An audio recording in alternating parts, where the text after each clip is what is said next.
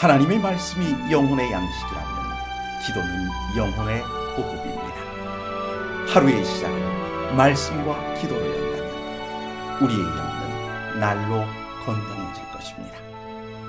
오늘은 시편 11편 1절에서 4절의 말씀을 묵상하여 우리의 영혼을 살찌우고 기도로 하루를 시작함으로 활력을 얻고자 합니다.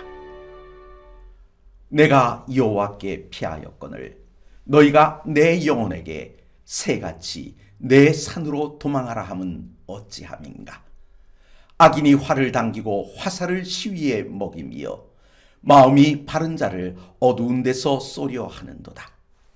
터가 무너지면 의인이 무엇을 하랴. 여호와께서는 그의 성전에 계시고 여호와의 보좌는 하늘에 있으며 그의 눈이 인생을 통촉하시고 그의 안목이 그들을 감찰하시도다.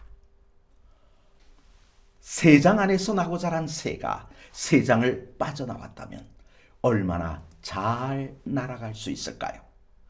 다시 잡아 새장에 넣으려는 사람과 쫓고 쫓기는 상황에 처했다면 누가 더 유리할까요? 단순하게 생각하면 뛰어다니는 사람과 날아다니는 새의 경주에서 날아다니는 새가 더 유리하다 할 수 있습니다. 하지만 새장 안에서 나고 자란 새라면, 그 새가 처음 창공을 날게 되었다면 이야기는 달라집니다. 본문에서 다윗은 자신을 도망가는 새로, 쫓아오는 대적을 사냥꾼으로 비유하고 있습니다. 한때 다윗은 이스라엘의 제1의 장수였습니다. 어린 시절부터 그의 명성은 대단했습니다. 양을 치던 목정 시절 맹수로부터 양떼들을 지켜내던 일에서 시작하여 골리앗을 물리쳐 나라를 구한 일, 그리고 강성대국을 이루는 과정에서 그는 자신의 면목을 다 보여주었습니다. 하지만 세월 앞에 장사가 없다는 말처럼 다윗의 몸은 어느새 늙어버렸습니다. 거기다가 오랜 궁궐 생활로 어린 시절부터 그의 몸에 배어있던 야성은 다 지워지고 말았습니다.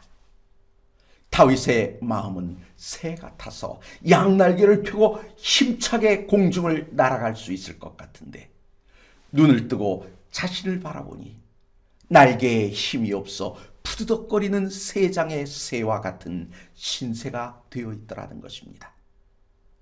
아무리 산으로 도망하라고 주변에서 외쳐주고 응원까지 해주어도 야성을 잃어버린 그에겐 도망갈 힘조차 없었습니다. 그러니 자신을 향한 악인의 활시위에 그는 주눅이 들었던 것입니다. 이렇게 맥이 빠진 다윗은 3절에서 터가 무너지면 의인은 무엇을 하랴라고 탄식합니다. 이는 곧 악인들에 의해 국가의 법률과 질서가 무너져 버렸기 때문에 다윗과 그를 따르는 무리들이 할 수 있는 것이 아무것도 없다는 사실에 대한 탄식이었던 것입니다. 왕의 말이 곧 법이어야 하는데 백성들이 그에게서 돌아서니 법이 무너지고 말았던 것입니다. 법이 무너지고 나니 질서도 무너져 버렸습니다. 그래서 자신의 터를 잃어버렸다고 생각하니 그는 탄식할 수밖에 없었던 것입니다. 하지만 이때 새 빛이 그의 눈에 비쳤습니다. 이스라엘은 하나님의 나라이며 하나님이 왕이시기에 그가 성전에 계시고 인생을 감찰하시며 법과 질서가 하나님의 뜻대로 다시 설 수 있음을 그는 깨달았던 것입니다. 말씀과 기도로 하루를 시작하려 하시는 성도 여러분, 2021년도 거의 다 저물어 갑니다. 지난 한 해 동안 새해 벽두에 나눈 인사처럼 복은 많이 받으셨나요?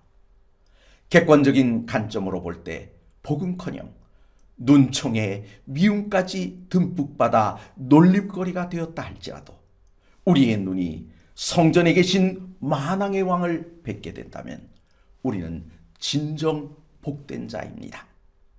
이 시간 말씀과 기도 속에서 만왕의 왕을 뵙게 되시는 귀한 아침이 되시기를 간절히 바랍니다.